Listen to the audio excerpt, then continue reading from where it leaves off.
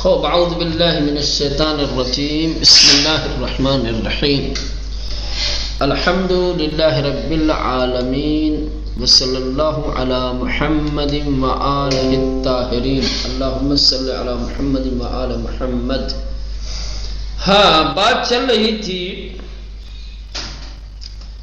فرقہ اسماعیلیہ کے امامت کے سلسلے میں عقائد و نظریات کی، اور آخری مرحلے میں جہاں تک پہنچے تھے کہ اسماعیلیہ امامت کے سلسلے میں 7 دورے کے قائل ہیں، یا 7 مقامات کے 7 درجات کے قائل ہیں۔ کہ دیکھیے امام کے 7 درجے ہیں، 7 مقامات ہیں، ٹھیک۔ اس کے بعد پھر انہی اماموں کے جو درجات ہیں جنہیں الگ الگ نام سے یہ لوگ امام مقیم، امام اساس اور بقیہ جو نام ہیں جن سے یاد کرتے ہیں، انہیں کی توضیح اور ان کے بارے میں جانکاری حاصل کی جا رہی تھی، پڑھ رہے تھے۔ بات یہاں تک پہنچی تھی امام اساس۔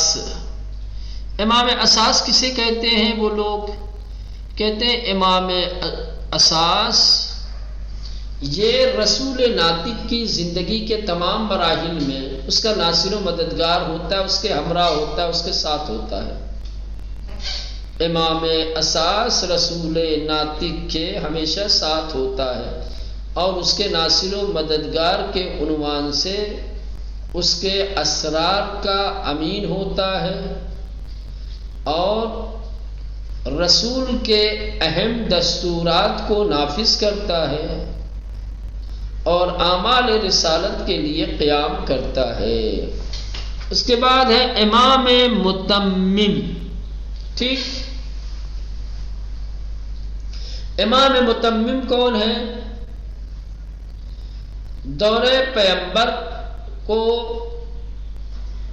ختم کرنے والا، جس پر دور پیغمبر کا خاتمہ ہو، پایان دہندہ رسالت کو ختم کرنے والا، رسالت کو اختتام تک لے جانے والا، در آخر دور پیغمبر کے آخری دور میں۔ بنابراین امام متمم ہفتمین امام دور پیغمبر میں شمار بھی رود، لہذا جو امام متمم ہے وہ 7واں امام دور پیغمبر کا شمار کیا جاتا ہے۔ دور پیغمبر کا، زمانے پیغمبر کا 7واں امام شمار کیا جاتا ہے امام متمم، اسی پر نبوت کا خاتمہ ہوتا ہے۔ وقدرت و توانع او باشش امام پیش از خود برابری می کند۔ قدرت و توانائی میں اپنے سے پہلے 6 اماموں کے برابر ہوتا ہے، اس سے پہلے جو 6 امام گزر چکے ہوتے ہیں ان 6 اماموں کی قوت، طاقت، توانائی، تمام کمالات کا کے برابر ہوتا ہے۔ یہ بھی اس کے اندر بھی وہ تمام قوتیں ہوتی ہیں جو اس سے پہلے کے 6 اماموں کے اندر تھیں۔ امام مستقر، امام اس کی صلاحیت دارت امامت را بفرزندش بعرض برساند۔ دیکھیں ابھی تک جو اماموں کی فہرست گزری ہے، اماموں کے جو درجات بیان کیے ہیں، ان میں کہیں یہ نہیں تھا کہ امام موجود اپنے آنے والی نسل یا اپنے آنے والی اولاد کو ورثے کے طور پر امامت منتقل کر سکتا ہے، وراثت کے طور پر منتقل کر سکتا ہے۔ لیکن یہاں امام مستقر میں کہتے ہیں کہ امام مستقر وہ امام ہوتا ہے جس کے اندر یہ صلاحیت پائی جاتی ہے، جس کے پاس یہ اختیار ہوتا ہے کہ اگر وہ چاہے تو اپنے بعد اپنے بیٹے کی امامت کا اعلان کر دے، ورثے کے طور پر امامت اپنے بیٹے کو دے دے۔ چاہے تو اپنے بعد وراثت کے طور پر امامت اپنے بیٹے کو دے سکتا ہو، یہ صلاحیت اور یہ اختیار اس کے پاس، یعنی گویا اپنے ماں بعد امام کے لیے نص، اس کے بعد جو امام آئے گا یا ہوگا یہ امام اس کے لیے نص اور دلیل کا کام کرے گا۔ یہ نص جس طریقے سے ہمارے یہاں سلسلہ امامت میں ہے کہ ہر امام نے اپنے بعد والے امام کی معرفی کی ہے اور ان کی امامت کو بیان کیا ہے، البتہ وہاں مسئلہ وراثت کا نہیں ہے، لیکن نص کا تو ہر صورت ہے۔ ہر موجودہ امام نے اپنے بعد والے امام کے لیے نص پیش کی ہے، نص کا کام کیا ہے۔ اسی طریقے سے بس یہ کہتے ہیں کہ امام مستقر ایسا امام ہے جو صلاحیت رکھتا ہے کہ امامت کو بے فرزندش اپنے بیٹے کو بے ارث میں رسانا ہے، ارث کے طور پر، میراث کے طور پر کیا ہے امامت اس تک پہنچائے، زیرا او صاحب نسبر امام بعد از خود می باشد، کیونکہ وہ امام مستقر اپنے ماں بعد والے امام کے لیے صاحب نس ہوتا ہے۔ اس کے بعد ہے امام مستودع، امام اس کی منصب امامت در شرائط استثنائی بصورت امانت و بدیع بوید واگزار می شود۔ امام مستودع ایک وقتی امام ہے، استثنائی شرائط کے ساتھ وقتی طور پر بطور امانت منصب امامت اس کے حوالے کر دیا جاتا ہے، اس کو کہتے ہیں امامت مستودع۔ اگر کسی کو امامت امانت کے طور پر خاص شرائط کے پیش نظر وقتی طور کے لیے دی گئی ہے تو اسے کہا جائے گا امام مستودع۔ ایسا امام کہ جس کو امامت امانت کے طور پر محدود وقت کے لیے دی گئی ہے خاص شرائط کے ساتھ، ٹھیک۔ اب چونکہ اسی کو امامت امانت کے طور پہ ملی ہے اور وقتی اور محدود وقت کے لیے، لہذا یہ اپنے ماں بعد کسی کو امامت منتقل نہیں کر سکتا، یہ کسی دوسرے کو منصب امامت نہیں دے سکتا یا کسی کو اپنا جانشین نہیں بنا سکتا۔ امام مستودع امام اس کے امام مستودع ایسا امام ہے کہ منصب امامت کہ جس کو عہدہ امامت منصب امامت در شرائط استثنائی شرائط میں، علیحدہ شرائط میں بصورت امانت و ودیعے، امانت اور ودیعے کی صورت میں بے واگزار میں شبد اسے دی جاتی ہے، اس کے حوالے کی جاتی ہے۔ امام مستودع ایسا امام ہے کہ جس کو منصب امامت خاص شرائط میں امانت اور ودیعے کے طور پر دیا جاتا ہے، وہ نمی امانت امامت ربی کسی دیگر، اور اسے حق حاصل نہیں ہے کہ وہ امامت کو کسی دوسرے شخص کے حوالے کرے، یا جانشین برائے خود تعین کنا دیا اپنے بعد کسی کو اپنا جانشین اور خلیفہ بنائے۔ اسماعیلیہ حسن ابن علی المجتبی محمد ابن حنفیہ و موسیٰ ابن جعفر الکاظم را و عنوان ائمہ مستودع می شناسندنا مستقر۔ کہتے ہیں کہ فرقہ اسماعیلیہ حسن ابن علی المجتبی یعنی امام حسن مجتبی علیہ السلام، دوسرے امام ہمارے محمد ابن حنفیہ، ان کے بھائی جو محمد حنفیہ ہیں، موسیٰ بن جعفر الکاظم ساتویں امام، ان کو اسماعیلیہ وہ عنوان ائمہ مستودع پہچانتے، کہتے ہیں کہ یہ امام مستودع ہے، یعنی ان کی امامت کیا ہے، وقتی تھی، بطور امانت اور ودیعہ خاص شرائط کے پیش نظر دی گئی تھی، ان کی امامت کو مستقر نہیں مانتے۔ کہہ رہے کہ ہم اس درس کو دو اہم نقطے بیان کر کے ختم کرنا چاہتے ہیں۔ نقطے اول، ہم انگونے کے اسماعیلیان مراتب و درجات متعددی برائے منصب امامت قائل ہستن، پیروان خود را نیز به 7 درجے تقسیم بندی کرده و هر کدام را نامی نهادند. این 7 درجے به این ترتیب است: مستجیب، معذون، داعی، حجت، امام، اساس، ناطق۔ کہہ رہے ہیں کہ اسماعیلیوں نے جس طریقے سے منصب امامت کے لیے الگ الگ درجات اور مقامات کے اور مراتب کے قائل ہیں، جس طریقے سے اسماعیلیہ کہتے ہیں امامت کے مختلف مراتب ہیں، مختلف درجات ہیں، اسی طریقے سے اپنے مسلک اور مذہب کے پیروکاروں کو بھی 7 درجوں میں تقسیم کرتے ہیں۔ آسان لفظوں میں اسماعیلیوں نے جس طریقے سے منصب امامت کو 7 درجوں اور مقامات میں تقسیم کیا ہے، اسی طریقے سے اپنے مسلک اور اپنے مذہب کے پیروکاروں کو 7 درجوں میں تقسیم کیا ہے، اور ہر درجے کے پیروکار کے لیے خاص نام ہے، اور وہ 7 درجے یہ ہے: مستجیب، کسی کو مستجیب کہا جاتا ہے، کسی کو معذون، کسی کو داعی، کسی کو حجت، کسی کو امام، کسی کو اساس، کسی کو ناطق۔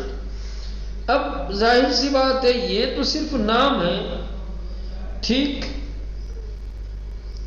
اب ان کی تفصیل اگر جاننی ہو تو کیا کریں گے؟ کریں اختصار کے ساتھ ہم یہاں بیان کر دیتے ہیں۔